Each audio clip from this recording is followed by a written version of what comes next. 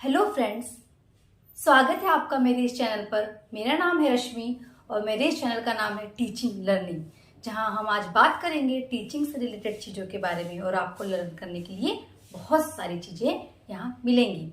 तो जो हमारी सीरीज मैंने चालू की है डीईसी रिवीजन की, क्विक रिवीजन की, उसमें हम आगे कंटिन्यू करेंगे डीईसी 1 के ब्लॉक नंबर 2 को। ठीक है, क्योंकि हमारे बहुत सारे ब्लॉक है। डीईसी 1 के हमको 7 ब्लॉक करना है। फर्स्ट ब्लॉक मैंने कंप्लीट कर दिया है। जिन भी स्टूडेंट्स ने अभी तक मेरे उस ब्लॉग को नहीं देखा है, प्लीज मेरे उस वीडियो को देखिए ताकि आपका ब्लॉक 1 पूरा अच्छे से तैयार हो जाए डीईसी 1 का। तो चलिए, डीईसी 1 जिसका नाम है ऑर्गेनाइजिंग चाइल्ड केयर सर्विसेज, बाल देखभाल सेवाओं का संगठन, इसका जो ब्लॉक नंबर 2 है जिसका नाम है बाल विकास 0 से 12 माह तक की आयु का, जिसे हम इंग्लिश में बोलेंगे the child development in first 12 month. तो इसको हम आगे बढ़ाते हैं। देखिए, 5 जो यूनिट्स थी हमने ब्लॉक नंबर 1 में कंप्लीट किए हैं। अब यहाँ से 6 यूनिट स्टार्ट होती है। 6 यूनिट में देखिए, बहुत ही जो टॉपिक है 6 यूनिट का, बहुत ही फैमिलियर है उस टॉपिक से आप, तो हम क्विकली उसको कंप्लीट करेंगे क्योंकि आपको समझने में बहुत आसानी होगी कि जो हमारा ब्लॉक नंबर 2 का जो टॉपिक है, इसका जो नाम है कि 0 मंथ से लेके 12 मंथ तक का जो बच्चों का सफर है। तो हम कहीं ना कहीं आस पड़ोस से अपने परिवार में इस परिस्थिति से हमारा आमना सामना हुआ ही है। छोटे बच्चों को देखे होंगे आपने, प्रेग्नेंट महिलाओं को देखे होंगे, आपने बहुत सारी चीजें अनुभव करे होंगे। जो अनुभव नहीं करे और जो साइंटिफिक चीजें अंदर की आप नहीं जानते, उसके बारे में आज हम यहाँ पढ़ेंगे और सिर्फ उसके बारे में ही हमारी इस पूरी ब्लॉक में है, जो 60 से 70 पेज की, लगभग 80 पेज की हमारी बुक है। तो जल्दी जल्दी मैं स्टार्ट करती हूँ ताकि कम से कम समय में आपको ये पूरा ब्लॉक और ये पूरी फर्स्ट यूनिट यानी कि 6th यूनिट समझ में आ जाए ब्लॉक नंबर 2 की। देखिए, इसमें हम बात करेंगे कि प्रेग्नेंट वुमेन्स के बारे में या गर्भवती महिला। ठीक है, बच्चे जब माँ के पेट में होते हैं तब उसमें क्या क्या बदलाव आते हैं, कैसे बच्चे का डेवलपमेंट होता है, कैसे बच्चे का फॉर्मेशन होता है, किन किन चीज़ों का फॉर्मेशन कब कब होता है। उसके बाद हम देखेंगे कि माँ के शरीर में क्या क्या परिवर्तन आते हैं, माँ के मानसिक शारीरिक में क्या क्या परिवर्तन आते हैं, हमें किस किस प्रकार से माँ की देखभाल करनी होती है, एक प्रेग्नेंट महिला की देखभाल करनी होती है। तो 1 बाय 1 मैं आपको एक्सप्लेन करती हूँ। सबसे पहले हम देखेंगे कि कॉन्सेप्ट्स क्या है। देखिए, सबसे मेन जो कॉन्सेप्ट्स है, किसी भी जीव या किसी भी जीव, संसार में किसी भी जीव की उत्पत्ति होती है भ्रूण से। तो हम यहाँ बात करेंगे ह्यूमन की, है ना, ह्यूमन बॉडी के बारे में बात करेंगे, है ना, फीमेल ह्यूमन बॉडी, जो किसी बच्चे को, किसी न्यू बॉर्न बेबी को जन्म देने के लिए कैपेबल होती है। फीमेल ही बॉडी कैपेबल क्यों होती है? क्योंकि भगवान ने इसी प्रकार बनाया है, उनको ही कोख दिया है, जिसे हम बोलते हैं यूटेरस, जिसमें बच्चों का लालन पालन या बच्चों को वो कैरी कर सकती है। तो इसकी स्टार्टिंग कब होती है? जब कोई बच्ची अपने माँ के कोख में होती है। मैं वहां से स्टार्ट करती हूँ एक बच्ची के बारे में, एक फीमेल, जब कोई फीमेल सेक्स किसी माँ के कोख में होती है और जब वो भी भ्रूण होती है, उसी दौरान, है ना, प्राकृतिक रूप से या नेचुरली ही उस बच्ची के ओवरी में एक फिक्स जो एग्स होते हैं उसका फॉर्मेशन हो जाता है। और जब वो बड़ी होती है और जब 13-14 की एज के बाद मेंस्ट्रुएशन साइकिल स्टार्ट हो जाता है, तब हर एक मेंस्ट्रुएशन साइकिल में एक एग का फॉर्मेशन होता है।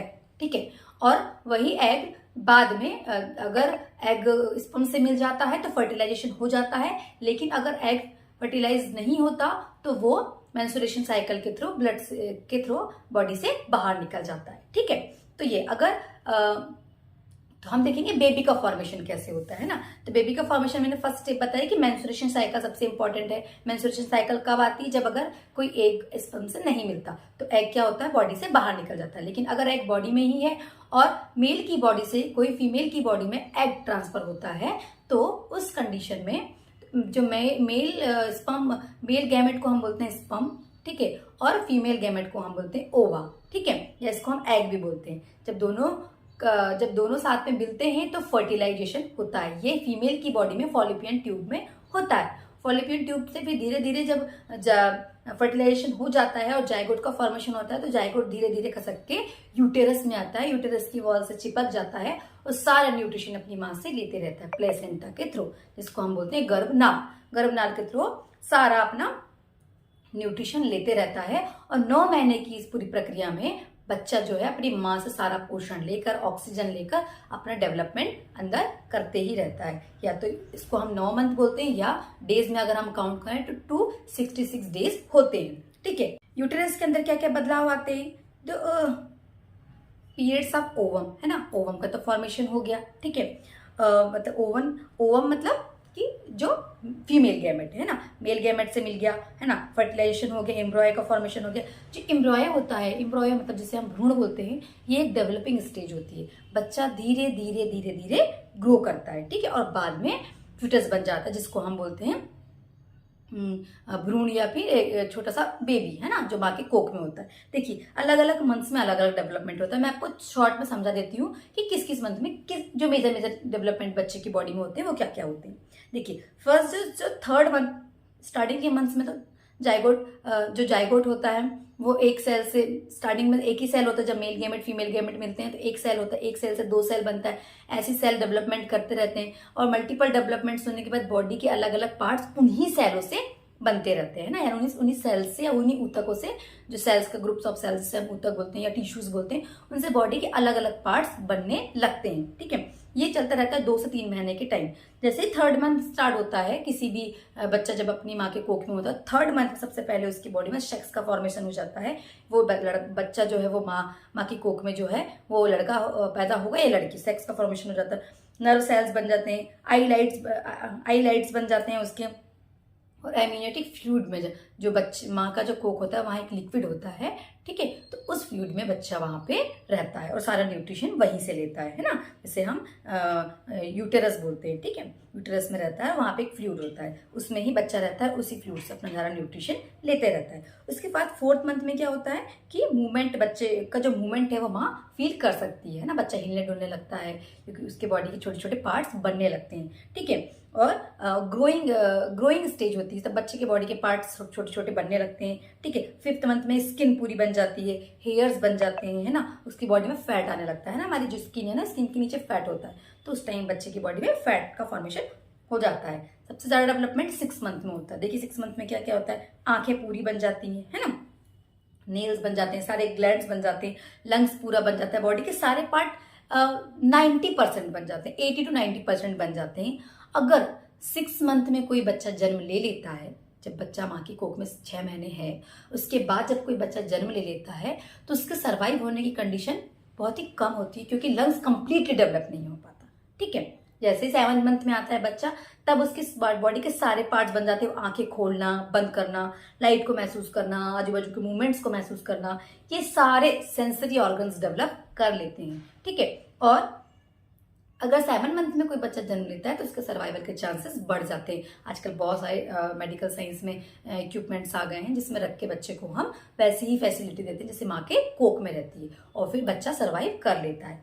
9 मंथ में बच्चे का सारा डेवलपमेंट हो जाता है, वहां पे बॉडी के फाइन फाइन पार्ट्स बनते हैं, छोटे छोटे फाइन पार्ट्स जो बनने के रहते हैं वो 9 मंथ्स में कंप्लीटली बन जाते हैं। हाइट, हेल्थ, वेट, ये जो बहुत फाइन वाली चीजें, फाइन फाइन जो पार्ट्स होते हैं बॉडी के, वो सारे 9 मंथ में पूरे बन जाते हैं, और उसके बाद बच्चा तैयार हो जाता है 9 महीने के बाद या 266 दिनों के बाद जन्म लेने के लिए। तो अब बर्थ कैसे होता है? देखिए, बच्चे का सर जो होता है ना, धीरे धीरे माँ की कोख में नीचे की ओर है ना, यानी कि यूटेरस वेजाइना जहाँ है वहाँ नीचे की ओर खसकने लगता है 9वें महीने में, ताकि वो जन्म लेने के लिए तैयार हो जाए, है ना। उसके बाद क्या होता है, धीरे धीरे जब जैसे डिलीवरी होने वाली होती है माँ की, धीरे धीरे उनको पेन आने लगता है, जिसको लेबर पेन बोलते हैं, है ना। धीरे धीरे 1 हफ्ते पहले से ही हल्के हल्के पेन्स आने लगते हैं उनको।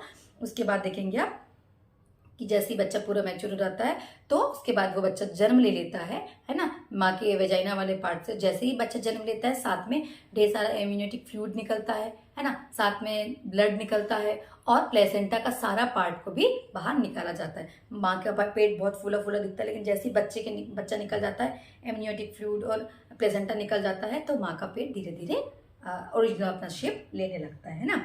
और जो बच्चा होता है वो उन सारी चीज़ों को तुरंत ही सेंस करने लगता है। ठीक है, बच्चा आजू बाजू के वर्ड्स को स्पेशली अपनी माँ को सेंस कर सकता है, क्योंकि वो जब 9 महीने अपनी माँ के पेट में था तो माँ की आवाज़ सबसे ज़्यादा सुनता है, और उन लोगों को भी वो उस वक्त भी पहचान सकता है जिन लोगों की वो लगातार उस 9 महीने आवाज़ सुनते रहता है। हो सकता है उसके पापा हो, दादी हो, दादा हो, या उस गर्भवती महिला के साथ, उस प्रेग्नेंट वुमन के साथ जो भी लोग उस 9 महीने थे, उनको भी वो बच्चा अपने सेंसरी ऑर्गन से सुनकर महसूस कर सकता है। ठीक है, और माँ की आवाज़ सबसे ज़्यादा पहचानता है। अब सबसे इंपॉर्टेंट पार्ट है कि care of the mother during pregnancy, है ना।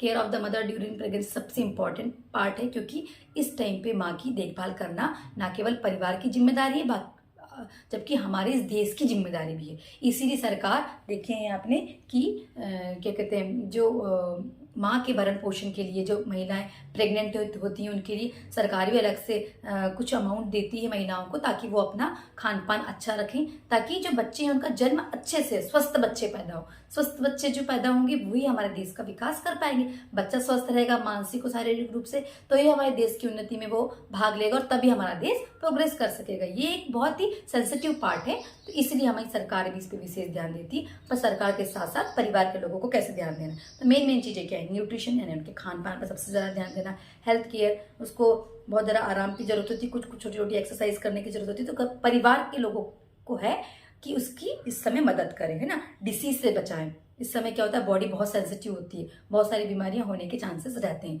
तो regular checkup, blood test, urine test, body के सारे हार्मोनल जो भी चेकअप्स होते हैं प्रेगनेंसी के दौरान, जो भी मेडिसिन दी जाती है, आयरन, कैल्शियम, वो प्रॉपर टाइम पे एक प्रेग्नेंट महिला को देनी चाहिए। उसके बाद उस समय इस बात का विशेष ध्यान रखना है, जो प्रेग्नेंट महिला है वो स्मोकिंग और ड्रिंकिंग ना करे, और साथ में उसके साथ रहने वाले लोग, उसके हस्बैंड हो सकते हैं, उसके फैमिली के और भी पर्सन हो सकते हैं, स्मोकिंग ड्रिंकिंग उस दौरान नहीं करना है, क्योंकि उसका असर उस प्रेग्नेंट महिला को होता है। प्रेग्नेंट महिला के साथ उसके अंदर पल रहे बच्चे को भी इसका असर पड़ता है। ऐसे ड्रग्स वगैरह बिना डॉक्टर के एडवाइस के प्रेग्नेंट महिला को कोई भी दवाइयाँ नहीं लेना चाहिए। और सबसे बड़ी बात कि इस दौरान जब कोई महिला प्रेग्नेंट होती है तो बहुत सारे हार्मोनल चेंज बॉडी में आते हैं, तो महिला की बॉडी में बहुत सारे इमोशनल चेंजेस भी आते हैं।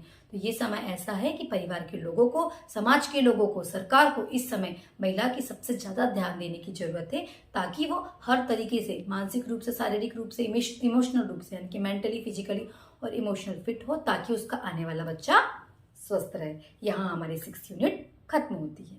देखिए 7 यूनिट में हम देखेंगे फिजिकल, मोटर, सेंसरी डेवलपमेंट। बच्चे के जन्म के बाद ये सारे डेवलपमेंट में क्या क्या चीजें हम यहाँ पर देखेंगे, चलिए मैं आपको बताती हूँ। जैसे ही न्यू बॉर्न बेबी होता है तो पहले का एटमॉस्फेयर बहुत अलग होता है, क्योंकि वो अपनी माँ की कोख में होता है। वहाँ का एटमॉस्फेयर इसलिए अलग क्योंकि वहाँ पूरे टाइम एक सा टेम्परेचर होता है। लोग मैम कैसे, देखिए क्यों, क्योंकि वो एक फ्लूइड में रहता है, उस फ्लूइड में हमेशा टेम्परेचर सेम रहता है, ठीक है। लेकिन जैसे ही बच्चा जन्म लेता है तो वो देखेगा कि वो किस क्लाइमेट, किस जगह पे जन्म लिया है, वहाँ के क्लाइमेट के अकॉर्डिंग वो उन चीजों को सेंस करता है, ठीक है। अभी तक नहीं कर सकता था जब तक वो अपनी माँ की कोख में था, लेकिन जैसे ही वो अपना जन्म लेगा उसके बाद वो जहाँ जैसा हॉटनेस, कूलनेस सबको वो महसूस कर सकेगा, ठीक है। दूसरी बात कि उसको शॉक वगैरह पेट के अंदर माँ के नहीं लगता है, क्योंकि वो इस फ्लूइड से प्रोटेक्टेड रहता है, ठीक है। लेकिन जैसे ही वो बाहर आएगा, जब हम उसका बेड हिलाएंगे, झूला हिलाएंगे, तो वो सब चीजों को फील कर सकेगा। दूसरा कि वो माँ के पेट के अंदर फ्लूइड में बहुत कंफर्टेबल था, लेकिन हो सकता है बाहर के एनवायरमेंट में जन्म लेने के बाद थोड़ा अनकंफर्टेबल हो, और कुछ दिनों में फिर वो एनवायरमेंट के हैबिचुअल हो जाता है, ठीक है। फिर इसके बाद नेक्स्ट जो पॉइंट है वो देखेंगे कि the first few hours of the born baby, new born baby के जन्म के कुछ जो घंटे हैं उसमें क्या क्या चीजें हम देख पाते हैं।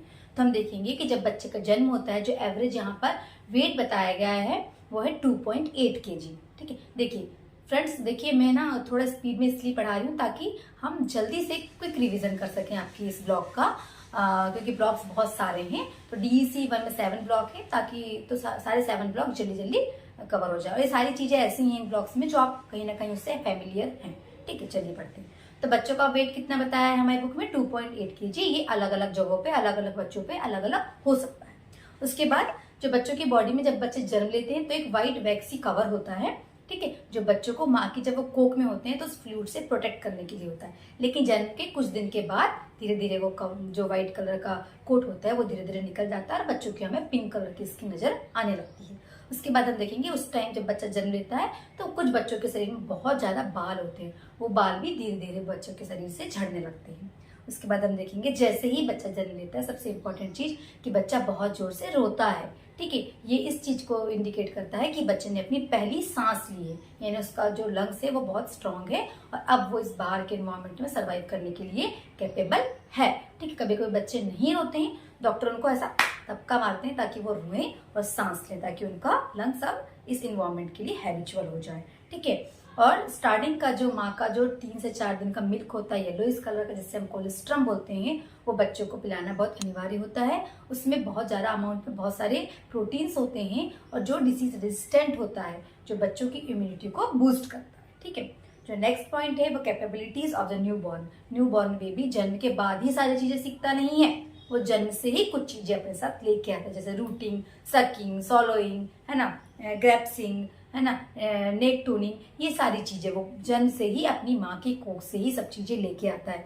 जब मामा का दूध पीना, निगलना, चूसना, पकड़ लेना, गर्दन को थोड़ा थोड़ा हिलाना, जब हम पेट के बल बच्चे को सुलाते हैं तो बच्चा अपनी गर्दन को ऐसा करता है। ये सारी चीजें बच्चे अपने बर्थ से ही लेके आते हैं। इन्हें बोलते हैं हम मोटर कैपेबिलिटीज। सेंसरी कैपेबिलिटीज क्या होती हैं? सेंसरी कैपेबिलिटीज में सेंस ऑर्गन्स जैसे जो वो सेंस करते हैं, जैसे कि विजन, आंखों से वो देख पाता है, वो लाइट को फील कर सकता है। अगर किसी रूम में बच्चे को हमने रखे और वहां कोई बहुत तेज लाइट जल रही है तो बच्चा उसकी तरफ देखेगा, यानी कि सेंस करेगा।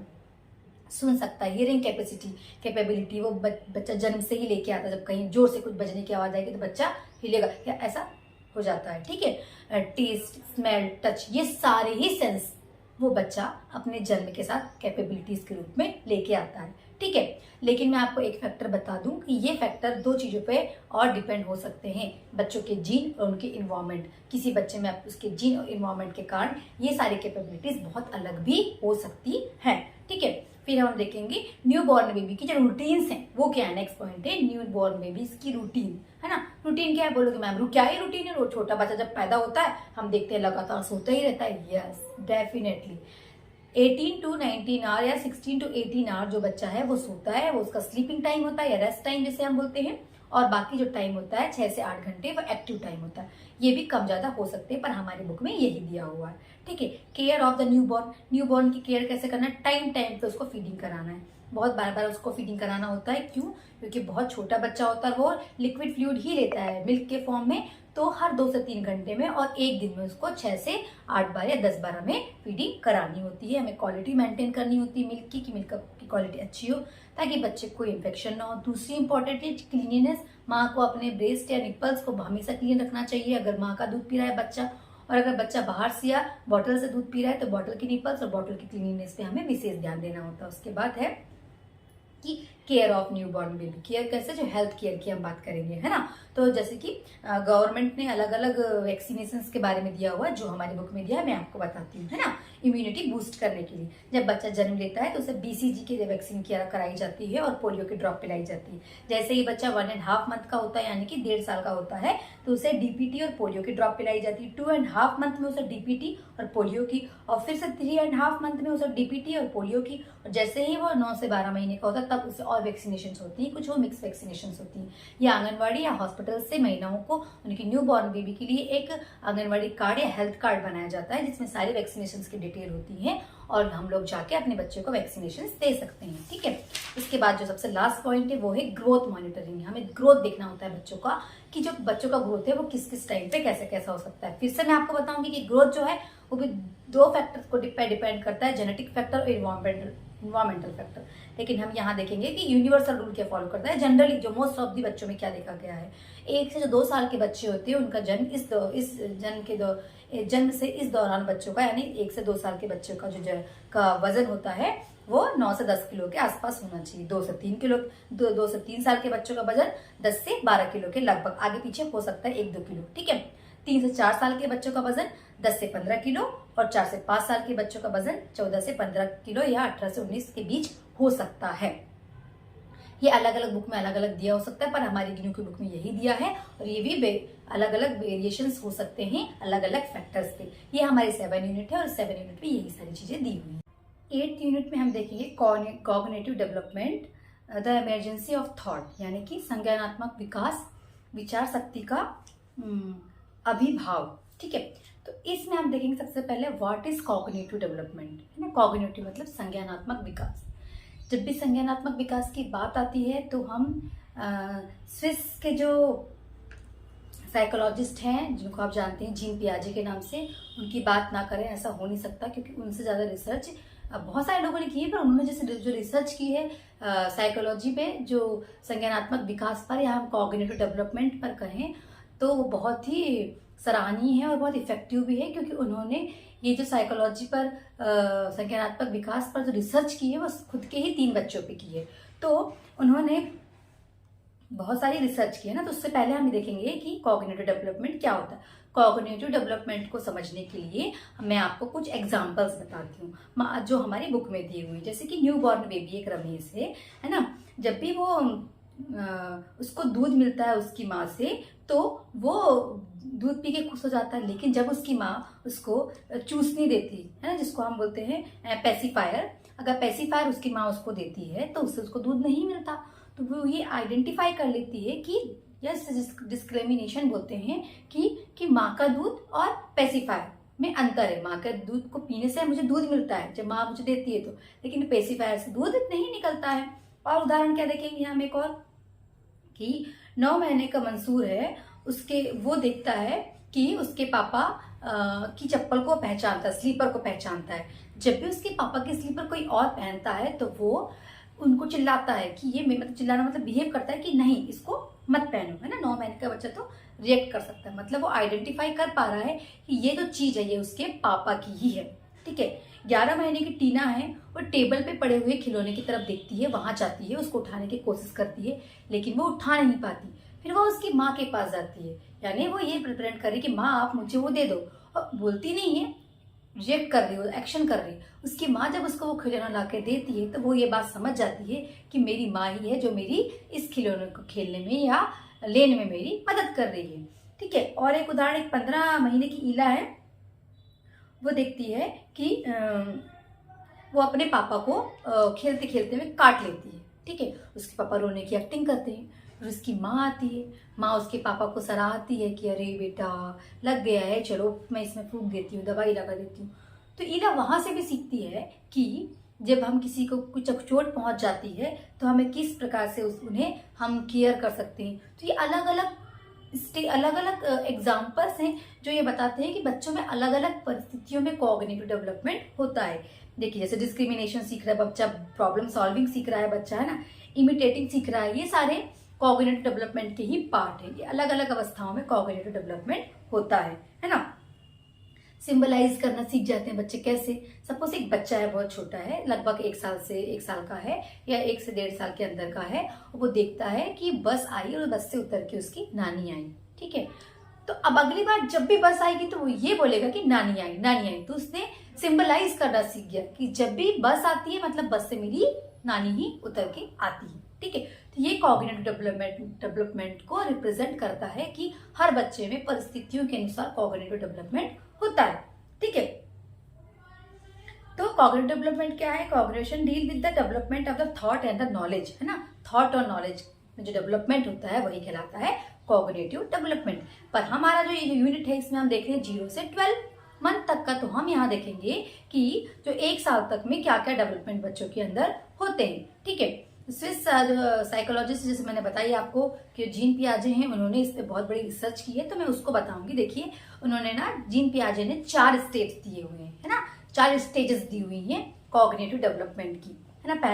पहली है सेंसरी मोटर स्टेजेस। मैंने कल आपको बताई थी कि सेंसरी कैपेबिलिटीज होती हैं बच्चों के अंदर, है ना, ठीक है, जिसे हम बोलते हैं संवेदी क्रियात्मक अवस्था। उसके बाद है प्री ऑपरेशनल स्टेज, जिसे हम बोलते हैं पूर्व संक्रियात्मक अवस्था। उसके बाद थर्ड है कॉन्क्रीट ऑपरेशनल स्टेज, जिसको हम बोलते हैं मूर्त संक्रियात्मक अवस्था। और उसके बाद है फॉर्मल ऑपरेशनल स्टेज, जिसको हम बोलते हैं औपचारिक संक्रियात्मक अवस्था। लेकिन क्योंकि हमारे इस चैप्टर में हम 0 से 12 ईयर के बारे में पढ़ रहे हैं, तो जो सेंसरी मोटर स्टेज जिसे हम बोलते हैं संवेदी क्रियात्मक अवस्था, जो 0 से 2 साल की है, उसको ही हम इस यूनिट में पढ़ेंगे, या इस यूनिट में दिया हुआ है सेंसरी मोटर स्टेज जो 0 से 2 ईयर की, ठीक है। और सेकंड स्टेज जो है 2 से 6 ईयर की, वो हमारे नेक्स्ट यूनिट में दी हुई है। तो देखिए, अब सेंसरी मोटर स्टेज में हम क्या देखते हैं कि मान लीजिए एक बच्चा है, वो लकड़ी के टुकड़े से खेल रहा है, ठीक है, उसको चूस रहा है, उसको पकड़ रहा है, उसको फेंक रहा है ना, उसको घसीट रहा है, ये इस तरीके से उस लकड़ी को पहचान पा रहा है, ठीक है। लेकिन अगर उसी की जगह कोई अडल्ट इंसान होगा, बड़ा व्यक्ति होगा, तो क्या उसको लकड़ी के टुकड़े को छीने की आवश्यकता होगी? नहीं। वो लकड़ी के टुकड़े को देख के उसका रंग, उसका आकार, उसकी बनावट पहचान सकते हैं। तो इससे हम ये समझ सकते हैं कि एक छोटे बच्चा भी सोच रहा है, लेकिन उसकी सोचने की शक्ति अलग है। एक बड़ा व्यक्ति भी सोच रहा है, लेकिन उसके सोचने की शक्ति अलग है, पर सोच दोनों ही रहे हैं। मतलब कॉग्निटिव डेवलपमेंट दोनों में ही हो रहा है या हुआ है।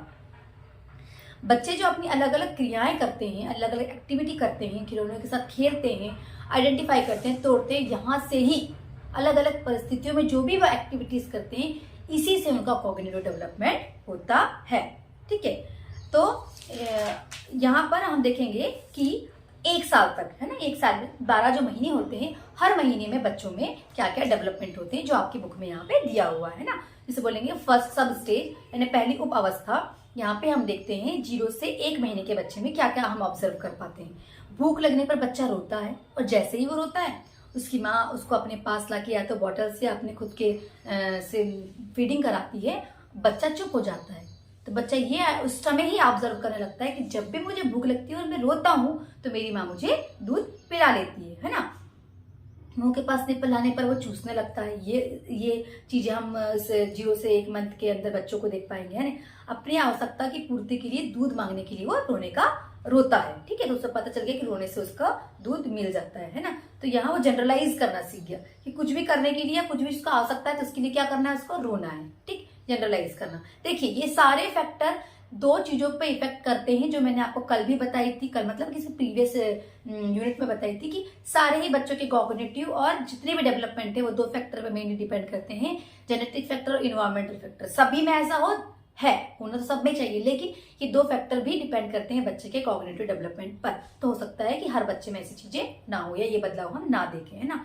तो यहाँ पे बच्चा डिफ्रेंशिएट करना सीख जाता है कि भूख लगने पर मुझे कैसे रोना है, ठीक है, या जनरलाइज करना सीख जाता है। ठीक है, नेक्स्ट जो स्टेप है, सेकेंड जो सब स्टेज है, जिसे हम बोलेंगे दूसरी उप अवस्था, उसमें 2 से 4 मंथ का बच्चा होता है, जो अपने आसपास की चीजों में रुचि लेने लगता है, चल नहीं सकता इसलिए आंखों से चीजों को देखता है ना, कम सोने लगता है, एक्टिव ज्यादा रहने लगता है। ठीक है, वस्तुओं की ओर ध्यान देने लगता है। ठीक है, मुस्कुराने लगता है। ठीक है, पहचानता है, अपनी माँ को पहचानता है, अपने आजू बाजू के लोगों को पहचानता है, तो जनरली उसके आजू बाजू आते रहते हैं जिनको वो देखता है। अब उसकी मुट्ठी बंधी हुई नहीं रहती, अब वो मुट्ठी खोलता है, तो चीजों को की ओर आना जाना से अपने हाथ को देखना शुरू कर देता है। थर्ड स्टेज जो है, तीसरी उपावस्था है, थर्ड स्टेज, जहाँ पे 4 महीने से 8 महीने तक के बच्चे आते हैं। अब पकड़ना, हिलना, ढकेलना, है ना, हाथ हिलाना, हिलते हुए हाथ को देखना, जैसे अब हाथ खुल गया तो हाथ को लगातार देखेंगे, ऐसा ऐसा करेंगे, है ना। झूले में सो रहा है तो झूले में उसकी जो गुड़िया है, डॉल टंगाए हुए, वो हिल रही है, उसको देखना, घर में जो चीज हिल रही है उसको देखना, धीरे धीरे खसकना, है ना, हिलना डुलना, करवट लेना, ये सारी चीजें बच्चे 4 से 8 महीने के अंदर सीख जाते हैं। नेक्स्ट स्टेज आती है, 4th स्टेज, वो है 8 महीने से 12 महीने। इस महीने में बच्चा बैठना, खसकना, क्रोल करना, ये सारी चीजें, खिलौनों के साथ खेलना, उसको तोड़ना, उसको मुंह से खींचना, ये सारी, और कुछ बच्चे धीरे धीरे 1-2 शब्दों का प्रयोग करना, मुस्कुराना, ये सारा इस स्टेज में बच्चे सीख जाते हैं, यानी पूरे 1 साल में। नेक्स्ट जो आपका टॉपिक है वह पालन करता है, जो या फिर जो हमारे फैसिलिटेटर होते हैं, यहाँ जो बच्चे टेक केयर जैसे जो करते हैं बच्चे की। देखिए, जो टेक केयर करता है बच्चे की, स्पेशली माँ ही करती है, उसका बच्चे के डेवलपमेंट में, कॉग्निटिव डेवलपमेंट में बहुत बड़ा रोल होता है। माँ क्या क्या बच्चों के साथ एक्टिविटीज कर रही है, बच्चों के कॉग्निटिव डेवलपमेंट में सबसे ज्यादा इस चीज का इफेक्ट पड़ता है। इस चीज को अगर हम अलग कर दें कि उसका जेनेटिक और इन्वायरमेंटल फैक्टर अलग है या उसका प्रभाव पड़ता है, इसके अलावा माँ या जो भी केयर टेकर बच्चे के साथ लगातार रहता है, उसका बच्चे के जीवन पर सबसे ज्यादा प्रभाव पड़ता है। यहाँ पे हमारी 8th यूनिट खत्म। हमारी 9th यूनिट है लैंग्वेज डेवलपमेंट, जिसमें बच्चे स्पीच लर्निंग सीखते हैं, है ना, जिसे हिंदी में हम बोलेंगे भाषा का विकास या बोलना सीखना। तो हम सब फेमिलियर हैं बच्चों से, कैसे बच्चे, छोटे छोटे बच्चे स्टेप बाय स्टेप भाषा को बोलना सीखते हैं। हमारी बुक में इसके बारे में क्या क्या दिया है वो हम देखेंगे कि हमारे इस ब्लॉक में क्या क्या दिया हुआ है। तो जो हमारी 9th यूनिट है, यहाँ पे देखेंगे कि व्हाट इज लैंग्वेज, भाषा क्या है। जैसे हम सभी बचपन से पढ़ते आ रहे हैं, जब से अभी हम हिंदी भाषा को पढ़ते आ रहे हैं, एक परिभाषा पढ़ रहे हैं कि किसी ना किसी माध्यम से जब हम अपने विचारों का आदान प्रदान करते हैं तो उसको हम भाषा बोलते हैं। सांकेतिक भाषा भी हो सकती है और लिखित भाषा भी हो सकती है ना, जिसे हम बोलते हैं सांकेतिक। तो देखिए, जब भाषा का विकास नहीं हुआ था तब सांकेतिक रूप से अपने भावनाओं का आदान प्रदान करना बहुत ही मुश्किल हो जाता था। ठीक है, यह बहुत मुश्किल था। लेकिन जैसे ही भाषा का विकास हुआ तो अपनी भावनाओं का आदान प्रदान करना या चीजों को समझाना बहुत ही आसान हो गया। तो उसी इन्वायरमेंट में रह के बच्चों ने अपनी भाषाओं को कैसे सीखे, तो वो हम यहाँ देखेंगे। तो भाषा क्या है, जैसे कि आप सब जानते हैं, प्रतीक के माध्यम से, बोल के, सिंबॉलिक फॉर्म में जो भी हम अपनी फीलिंग्स को या अपनी भावनाओं को सामने वालों को प्रस्तुत करते हैं उसको हम बोलते हैं भाषा, है ना। उसमें एक सुनने वाला होता है और एक बोलने वाला होता है। भाषा का अर्थ क्या है बताया मैंने अभी आपको। ठीक है, भाषा का विकास कैसे हुआ, ध्वनियों से, है ना, अलग अलग ध्वनि को निकालने से भाषा का विकास हुआ। पर हम यहाँ बच्चों के पर्सपेक्टिव से देखेंगे, है ना। जैसे कि हम देखते हैं कोई छोटा सा बच्चा है और वो किसी रूम में है, कहीं उस रूम में हम किसी चीज को जोर से बजाते हैं तो बच्चा उसकी तरफ देखने लगता है ना, या सुनने लगता है या उसकी तरफ रिएक्शन देता है। तो बच्चा उसी दिशा में देखने लगता है। तो यहाँ से बच्चा किसी ध्वनि की ओर आकर्षित होता है और ध्वनि की ओर उसका ब्रेन काम करने लगता है। जैसे कि माँ की आवाज, है ना, बच्चे अपनी माँ की आवाज को आसानी से पहचान जाते हैं। 2 या 3 महिलाएं रूम में हैं और बच्चा बहुत रो रहा है, जब एक बच्चे की बुआ आती है तभी बच्चा चुप नहीं होता, बच्चे की दादी आ रही तभी बच्चा चुप नहीं होता। लेकिन जैसे ही बच्चे की माँ आती बच्चा चुप हो जाता है, क्योंकि उसको पता है, क्योंकि वो उसके जो हमने इसके पहले पढ़े हैं, जो बच्चों के सेंसरी डेवलपमेंट, जो सेंसरी कैपेसिटीज होती है कि बच्चे आइडेंटिफाई कर लेते हैं अपनी माँ को। तो यहाँ बच्चा अपनी माँ को उसकी आवाज से पहचान जाता है, बच्चा अपनी माँ की चूड़ियों की आवाज से माँ को पहचान जाता है ना। तो ये भाषा, ये संकेत है जिससे भाषा को धीरे धीरे बच्चा सीख रहा है। फिर अब बोलना जब शुरू करता है ना, बच्चा जब बोलना शुरू करता है तो एकदम से बोलना शुरू नहीं करता है। कैसा करता है, जो बोली होती है, जब बोलना शुरू करता है क्रम में, हर बच्चे में बोलने का एक क्रम होता है। ठीक है, तो कैसे कि बोलने का क्रम कैसे होता है कि हमने देखा है कि जब कोई 2 व्यक्ति बात करते हैं तो एक व्यक्ति सुनता है, दूसरा बात करता है, और एक व्यक्ति सुनता है, दूसरा बोलता है। जो सुनता है उसको सामने वाले बोल के खत्म करने का इंतजार करना होता है कि सामने वाला की अपनी बात खत्म होगी तब मैं अपनी बात शुरू करूंगा। तो ये भी एक शुरुआत है बोलने की, है ना। ऐसे ही बच्चे भी धीरे धीरे बोलने की शुरुआत करते हैं और धीरे धीरे सीखते हैं। ठीक है, अब शुरुआत बच्चों में कैसे होती है देखिए। उदाहरण के लिए मैं आपको बताती हूँ, जब छोटा बच्चा जो होता है माँ का दूध पीते रहता है, बच्चा माँ की दूध लगातार नहीं पीता। बच्चा माँ का दूध पीता है, फिर थोड़ी देर चुप हो जाता है, रुक जाता है, फिर माँ का दूध पीता है, फिर थोड़ी देर रुक जाता है। जैसे ही रुकता है ना, तो माँ क्या करती है, उसको हिलाना शुरू करती है। जैसे ही माँ उसको हिलाती, बच्चा फिर दूध पीने लगता है ना। तो फिर रुक जाता है, फिर रुकता है तो माँ उसको धीरे धीरे हिलाती। तो ये प्रक्रिया, दूध पीना यानी स्तनपान कराना, फिर रुकना, फिर माँ का हिलाना, तो ये प्रक्रिया चलती आती। इसी प्रक्रिया के आधार पर बच्चे बोलना, सुनना, स्टेप बाय स्टेप रुकना, ये सारी चीजें यहीं से शुरू हो जाता है ना। लर्निंग की प्रक्रिया या लैंग्वेज लर्निंग की या लैंग्वेज को बोलने की प्रक्रिया यहीं से शुरू हो जाती है ना। इसी प्रकार कैसा होता है कि धीरे धीरे स्टेप बाय स्टेप सारे बच्चों में ये सारी चीजें चलती रहती है।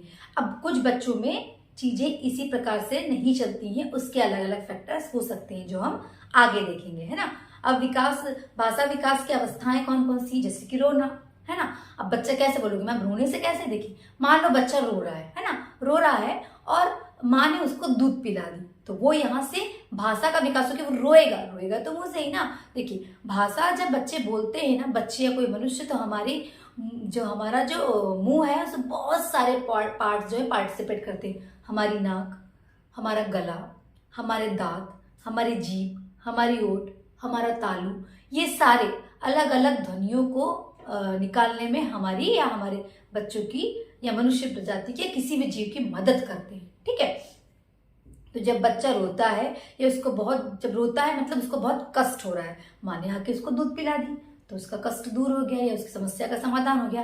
तो जब भी अब बच्चे को कोई समस्या होगी तो वो क्या करेगा, कौन सी बोली बोलेगा, रोएगा, क्योंकि बोलना तो सीखा नहीं है। तो अब उसकी समस्या जब भी होगी तो रोएगा और समस्या का समाधान हो जाएगा। यहाँ से वो सीखा, है ना। कुजन करना, जैसे कि अगर बच्चा रोता नहीं तो ऐसा कुछ करता रहता है ना, इसका मतलब बच्चा स्वस्थ है, खेल रहा है, कूद रहा है। फिर हम भी जाके उसके साथ वैसी ही आवाज निकालते हैं और ऐसे हमारे और बच्चे के बीच में क्या होने लगती है, भाषा का विकास धीरे धीरे होने लगता है ना। तो छोटी छोटी भाषाएं, छोटे छोटे शब्दों को लगातार बोलते, जैसे दाद दाद दाद दा पा पा पा पा मा मा मा मा, ऐसा बच्चे बोलते हैं और हम बड़े भी उनके साथ ऐसे ही बोलने लगते हैं। ये भी शुरुआत है बच्चों में भाषा के विकास की, ये भी एक शुरुआत है। इसी प्रकार बच्चे धीरे धीरे क्या करते हैं, शब्दों को बनाना सीखते हैं। प्रारंभिक शब्द कैसे होते हैं बच्चों के, जैसे कि जब बच्चा 10 से 12 महीने का होता है तो बोलते हैं दूध दूध दूध दूध मम मम मम, हम समझ दूध दूध दूध बोल रहा है बच्चा, मतलब कि इसको भूख लगी है, माँ उसको दूध पिला देती।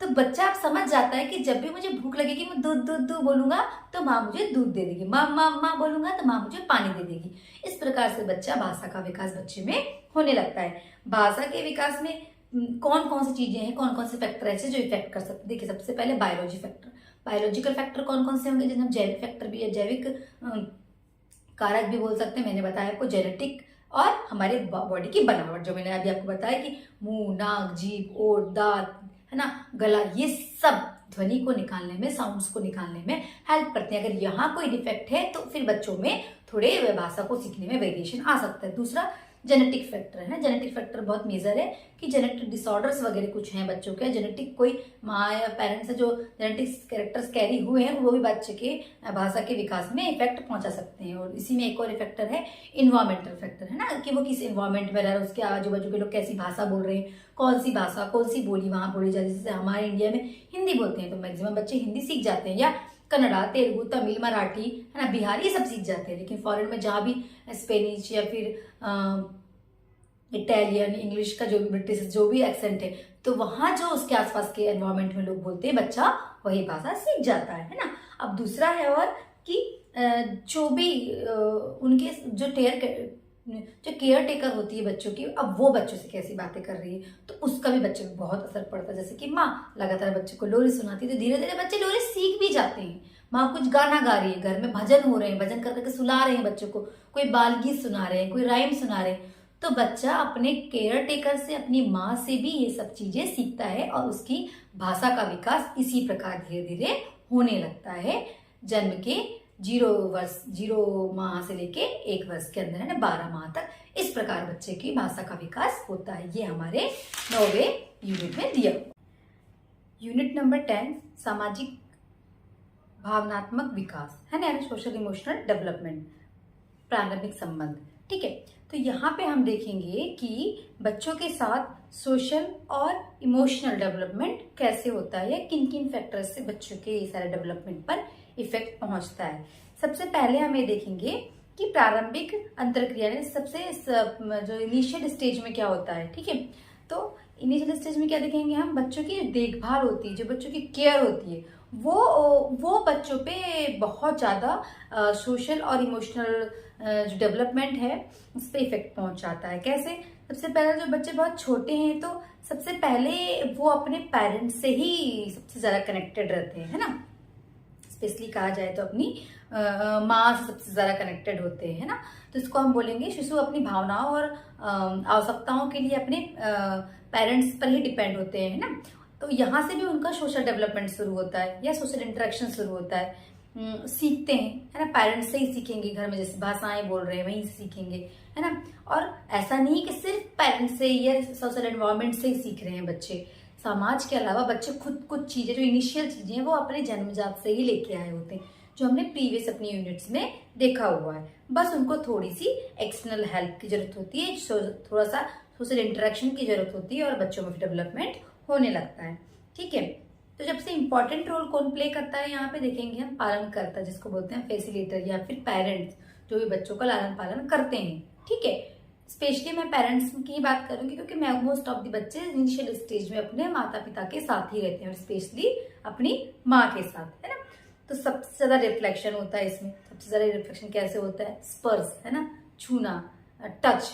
जो बच्चे जो हैं अपने माँ और पिता का टच से ज्यादा पहचानते हैं, स्पेशली माँ का, लगातार माँ का स्पर्श क्यों पहचानते हैं, क्यों, क्योंकि माँ खिलाना, पिलाना, दुलार करना, नहलाना, खेलना, ये सारा उनकी माँ ज्यादातर छोटे बच्चों के साथ करती है, इसीलिए बच्चे माँ का स्पर्श को पहचानते हैं। ये एक सोशल इंटरेक्शन है। भाषा, है ना, लैंग्वेज, है ना, बच्चे सबसे ज्यादा अपने घर के परिवेश से ही या घर के अड़ोसी पड़ोसी से ही उनकी लैंग्वेज का डेवलपमेंट होता है। जब माँ या कोई भी परिजन मुस्कुराते हैं तो वहां से वो सीखते, मुस्कुरा रहे हैं मतलब कि कुछ अपनी भावनाओं को प्रकट कर रहे हैं, तो बच्चे भी वैसे ही अपनी भावनाओं को प्रकट करते हैं। चेहरे के हाव भाव, हमने अगर रोने की एक्टिंग करे तो बच्चे वहां सीखते हैं अच्छा ऐसा करना मतलब रोना होता है, खुश होना, स्माइल करना तो मतलब कि कुछ खुश होने वाली चीजें हो रही, कुछ अच्छा सा हो रहा है, वो यहाँ से सीखते हैं। लगातार चीजों को देखना, वो देख देख कर भी सीखते हैं। किसी को देखेंगे, अपने पेरेंट्स को देखेंगे, उनको पहचानने लगेंगे। लगातार किसी सामान को देखेंगे, जो हमने प्रीवियस यूनिट में देखे कि सामान, किसी चीजों को देख के वो पहचान जाते हैं कि हाँ ये मेरे पापा की है, ये मेरी मम्मी की है, तो वहां से भी उनका सोशल डेवलपमेंट होता है ना। किस लय में हम बोल रहे हैं, किस गति में हम बोल रहे हैं, हमारे बोलने का तरीका कैसा है, बच्चे भी वैसे ही सीखते हैं। ठीक है, फिर है शिशु की योग्यताएं और व्यवहार, है ना। बस शिशु की कौन कौन सी योग्यताएं हैं, कैसे होंगी, उनकी योग्यताओं के बारे में हम कैसे पढ़ेंगे। शिशु अपने जो बच्चे होते हैं वो अपने जो उनके जो केयर टेकर होते हैं, स्पेशली पेरेंट्स की बात करूं मैं, उनसे सबसे ज्यादा सोशल इंटरेक्शन करते हैं, जो मैंने अभी आपको बताया है ना। उनको ध्यान से देखेंगे, ऑब्जर्व करेंगे चीजों को। ठीक है, फिर धीरे धीरे घर के और भी लोगों से वो इंटरेक्शन करते हैं। दादा दादी को पहचानने लगेंगे, भाई बहनों को पहचानने लगेंगे, उनकी एक्टिविटीज को पहचानने लगेंगे। ठीक है, लगातार उनको देखेंगे, उनसे बात कर उनको देखेंगे वो लोग कैसे बोल रहे हैं, वही शब्दों का बच्चे भी बाद में वही शब्दों का प्रयोग करने लगते हैं। इसलिए कहते हैं ना कि बच्चों के सामने अच्छे से अच्छी भाषा का प्रयोग करना चाहिए कि बच्चे वही चीज सीखने लगते हैं, है ना। जैसे कि कैसे सीखेंगे, बच्चे रो रहे हैं, इसका मतलब कि उन्हें कोई चीज चाहिए, उनको अपनी कोई बात मनवानी, तो वो रोने की एक्टिंग करते हैं, रोते हैं, है ना। फिर बड़बड़ाना, तो वो बड़बड़ाना इनिशियल स्टेज है, कुछ कुछ आ ला ला ता ता चा चा ऐसा बोलना, ये भाषा के विकास की प्रारंभिक स्थिति जो हमने प्रीवियस यूनिट में पढ़े, और यहीं से सोशल डेवलपमेंट भी स्टार्ट होता है ना बच्चों का। ठीक है, फिर कैसे लगाव पैदा हो जाता है ना, बच्चे जिनके साथ जगह लगातार रहते हैं, स्पेशली माँ के साथ, पापा के साथ, दादा दादी के साथ, स्पेशली माँ के साथ, है ना। कैसे, क्योंकि माँ उनसे प्यार करती है, कभी कभी अगर गुस्सा कर देती है, तो ये सारा लगाव बच्चों को माँ से होने लगता है। सबसे ज्यादा माँ से क्यों? क्योंकि माँ ज्यादातर अपने बच्चों के साथ होती है। ठीक है, और उन पिता से भी होता है, उन दादी से भी होता है, जो छोटे बच्चों के साथ अपना समय ज्यादा देते हैं। ठीक है, विश्वास करना सीखते हैं बच्चे। सबसे ज्यादा क्या करते हैं, अपने पेरेंट्स से या अपने परिजनों से, जो उनके फैसिलिटेटर हैं, जो उनको ज्यादातर उनके साथ रह रहे हैं, विश्वास करना सीखते हैं। कैसे? क्योंकि बचपन में जो उनके माता पिता होते हैं वो उनके साथ भावनात्मक रूप से बहुत अटैच होते हैं, और यही फीलिंग बड़े होकर भी उनको, अगर वो अपने पेरेंट्स पर विश्वास करना सीख जाते हैं या विश्वास करने लगते हैं, तो बड़े होकर भी वो यही सोशल जो इंटरेक्शन है वो दूसरों के साथ भी करते हैं, जल्दी ही दूसरों के साथ घुल मिल जाते हैं। लेकिन अगर वो बचपन में ही अपने पेरेंट्स के साथ, परिजनों के साथ उनका लगाव नहीं है, तो इसका इफेक्ट उनकी जीवन के बहुत सारे समय तक चलता रहता है। वो बहुत जल्दी किसी से घुल मिल नहीं पाते हैं, इंटरेक्शन नहीं कर पाते, या सोशल डेवलपमेंट नहीं हो पाता बच्चों का। ठीक है, विश्वास करना उनके लिए बहुत मुश्किल हो जाता है। ठीक है, बड़े होकर भी मुश्किल होता है उनके लिए। ठीक है, और उनकी फीलिंग्स है ना, जिसकी भावनात्मक डेवलपमेंट की जो बात करें, यानी इमोशनल डेवलपमेंट, कैसे? हंसकर, मुस्कुराकर, जब माँ उनसे हंसकर बात करती है, मुस्कुराकर बात करती है, खेल खेल में माँ उनको नहलाती है ना, हंस हंस कर खिलाती है, हंस हंस कर पढ़ाती है, तो यहाँ से इमोशनल डेवलपमेंट होता है बच्चों का। वो भी ऐसी ही प्रतिक्रिया देते हैं, है ना। जब बच्चे रोते हैं तो माँ उनको चुप कराती है, उनकी आवश्यकताओं की पूर्ति करती है, तो यहाँ से भी उनका जो इमोशनल डेवलपमेंट है वो होता है ना। इस तरीके से पहचान जाते हैं कि माँ पहचान जाती है कि रोने का मतलब क्या है, रो रहा है बच्चा, मतलब इसका मतलब है कि उसको किसी चीज की आवश्यकता है, या तो वो की तकलीफ है, या तो उसको भूख लगी है। अच्छा, बच्चों के साथ एक और कंडीशन होती है कि उनको इस चीज का डर होता है, जैसे बिछड़ जाने का डर, दूर हो गए पेरेंट्स। सपोज बच्चा एक रूम में खेल रहा है और वो देख रहा है कि उसकी माँ या पापा कहीं काम कर रहे हैं, तो वो लगातार खेलता रहेगा, लेकिन जैसे ही उनके पेरेंट्स उनसे दूर होंगे वो अनकंफर्टेबल फील करेगा और अपने पेरेंट्स के पीछे पीछे घूमने लगता है। इसको बोलते हैं बिछड़ने का डर, भी इसको बोलते हैं, है ना। ठीक है, तो यहाँ से भी बच्चे, ये यहाँ से भी उनका इमोशनल डेवलपमेंट है वो होते रहता है। ठीक है, और मेन अभी हम देखेंगे चीजों को कि जो आपकी बुक में नेक्स्ट दिया हुआ है कि जो केयर टेकर सर्विसेज होती हैं या सेंटर्स होते हैं जहाँ बच्चों को रखा जाता है, शिशु गृह जहाँ जिनको बोलते हैं, तो ये भी एक बहुत बड़ा डेवलपमेंट का, बच्चों के ग्रोथ का या डेवलपमेंट का, इमोशनल और सोशल डेवलपमेंट का बहुत बड़ा रोल प्ले करते हैं। बोलोगे मैम कैसे? देखिए कैसे, क्योंकि वहाँ डिपेंड करता है कि वहाँ की फैसिलिटीज कैसी है ना। अगर वहाँ पे सिखाने वाले या वहाँ पे जो उनके केयर टेकर है वो बहुत अच्छी लैंग्वेज बोल रहे हैं, बच्चों के साथ इंटरेक्शन उनका बहुत अच्छा है, तो बच्चे उनसे बहुत अच्छी अच्छी चीजें ही सीखेंगे।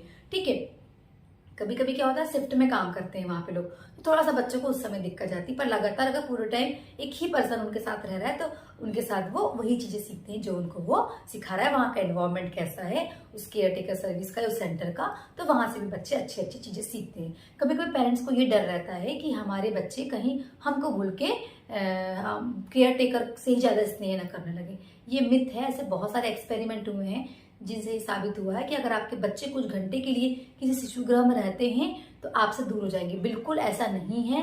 बच्चे कुछ ही घंटों के लिए वहां रह रहे हैं। जो भावनात्मक अटैचमेंट, जो इमोशनल अटैचमेंट आपके साथ है, वो हमेशा अपने पेरेंट्स के साथ बच्चों का बना रहता है।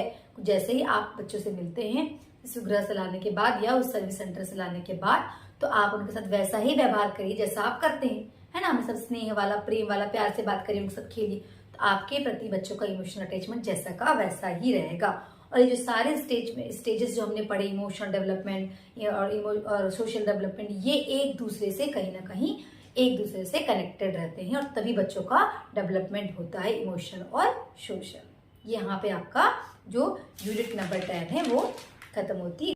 यूनिट नंबर 11 जिसका नाम है play activities for the fostering development, है ना। कौन कौन से हम विकास को बढ़ावा देने के लिए कौन कौन से खेल क्रियाकलाप करेंगे, उसके बारे में हम इस यूनिट में पढ़ेंगे। इसका फर्स्ट पॉइंट है attitude of the care givers. जो केयर गिवर है या जिसे हम केयर टेकर बोल रहे हैं, उसका एटीट्यूड कैसा होना चाहिए।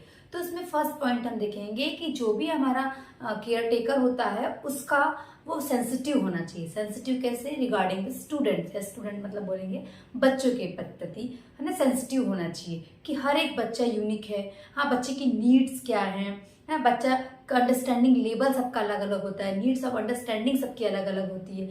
ऐसा प्लान करें, ऐसी प्ले एक्टिविटी बच्चों के लिए प्लान की जो हर एक बच्चा खेल सके, कि हर एक बच्चे की कैपेसिटी लर्निंग की या एक्टिविटी करने की बहुत अलग होती है। तो अगर केयर गिवर जो है, केयर टेकर जो भी है, वो अगर सेंसिटिव है तो इन सब बातों का भी ध्यान रखेगा। दूसरा कि सेल्फ कॉन्फिडेंट होना बहुत जरूरी है।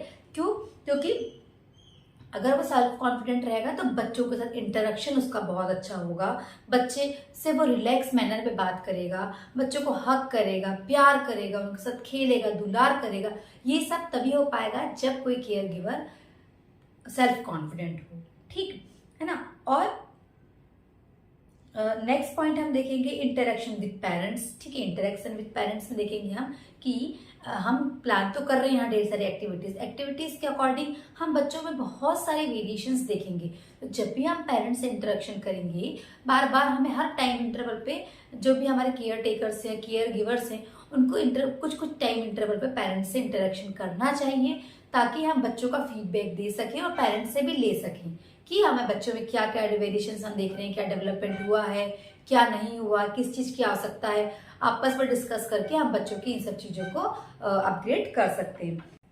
Skills of the care giver से केयर टेकर, उसमें स्किल्ड होना चाहिए। हम भी ये जो कोर्स करने जा रहे हैं आज, हम जो भी बच्चे इसको आप देख रहे हैं, तो हम ये कोर्स क्यों कर रहे हैं? ताकि हम स्किल्ड होकर ही बच्चों को प्ले स्कूल्स में पढ़ाएं या कोई भी ऐसी संस्था में पढ़ाएं। तो यहाँ वही स्किल की हम बात कर रहे हैं। स्किल्स में हम क्या किन किन बातों को ध्यान देंगे? Keeping the surrounding safe and healthy. जिन इन्वायरमेंट में बच्चों को आप रख रहे हो वो एनवायरनमेंट हेल्दी होना चाहिए, सेफ होना चाहिए, ताकि बच्चों को कोई इन्फेक्शन ना हो, उनको न्यूट्रिशंस वाली पोषण तत्वों से भरपूर उनका भोजन होना चाहिए, वहाँ का एटमॉस्फेयर अच्छा होना चाहिए, नीट एंड क्लीन होना चाहिए, सेफ होना चाहिए, बच्चों के लिए खेलने के लिए जगह अच्छी होना चाहिए, उनकी टॉयज अच्छे होना चाहिए, कोई किसी में कोई टॉक्सिक नहीं होना चाहिए, है ना। Physical care of development, physical care of children, बच्चों का जो फिजिकल केयर है वो भी हमें करना है कि हेल्दी है कि नहीं, अच्छे अच्छे खेल खिलाएं उनको, ठीक है, बाहर लेके जाएं, इंडोर आउटडोर, ये सारी चीजों पे ध्यान देंगे, है ना। प्ले एक्टिविटी में भी सारे बच्चे पार्टिसिपेट कर रहे हैं कि अलग अलग टाइप के खेल खिलाएं, ठीक है। मेंटेनिंग द रिकॉर्ड, और सबसे लास्ट स्टेप कि बच्चों के सारे रिकॉर्ड्स को भी मेंटेन करना है, ताकि आने वाले जो क्लासेस होंगी या आने वाले जो भी अपग्रेड करेंगे बच्चे, तो इस फीडबैक को आगे प्रमोट करें, उस प्रकार से हम आगे वाले स्टेप पे बच्चों के लिए अलग से फिर ध्यान दे सकें। अच्छा, प्ले एक्टिविटीज जो इन्फेंट होते हैं, जो छोटे छोटे बच्चे होते हैं ना, 1 साल के जो बच्चे होते हैं, 1 साल के अंदर के, तो उनके लिए हमें प्ले एक्टिविटी पे किन किन बातों का ध्यान देना चाहिए। देखिए, बहुत महंगे खिलौने की जरूरत नहीं होती है बहुत छोटे छोटे बच्चों के लिए। छोटे छोटे घर के खिलौने, घर से बने हुए छोटे छोटे खिलौने आप दे सकते हैं, जैसे कि सॉफ्ट कुछ चीजें हो गई, बॉटल के ढक्कन हो गए, छोटे छोटे बॉक्स हो गए, पेपर्स हो गए, है ना। जिनको आप शायद वेस्ट समझते हैं, पर वो बच्चों के लिए खेलने के लिए, बच्चे उन्हीं से खेलते हैं, क्योंकि बहुत छोटे 1 साल के बच्चे को इलेक्ट्रॉनिक डिवाइस से, इलेक्ट्रॉनिक खिलौनों से तो नहीं खेल सकते, तो घर की छोटे छोटे खिलौनों से वो छोटी छोटी चीजों से खेल सकते हैं, है ना। लेकिन हमको कुछ बातों का ध्यान रखना, जैसे कि इतने छोटे ना हो वो खिलौने कि बच्चे उनको निकल जाएं। दूसरा, उनकी जो वो शार्पनेस नुकीले नहीं होना चाहिए, राउंड शेप के होना चाहिए, है ना। पॉइजनस नहीं होना चाहिए, टॉक्सिक फ्री होना चाहिए, ताकि बच्चे कभी उनको मुंह में डाल दें तो कोई पॉइजन ना हो बच्चों को, ठीक है। जल्दी से टूट ना जाए, क्योंकि कभी कभी टूटने से बच्चे को लग भी सकती है, ठीक है। देखने में इफेक्टिव हो, है ना, बच्चों को देखने से मजा आए, तो वहां से बच्चे सीखेंगे ना, सुन सके, उनसे अच्छा सा साउंड हो, सुने देखे, कलरफुल हो, ऐसे खिलौने होना चाहिए बच्चे के, है ना। दूसरी, आप खेलने में एक चीज और ऐड कर सकते हैं, जो हमारे इंडिया के मैक्सिमम स्टेट्स में, या मैं कहूँ वर्ल्ड में भी फॉलो होता है, बच्चों की मसाज करना, मालिश करना।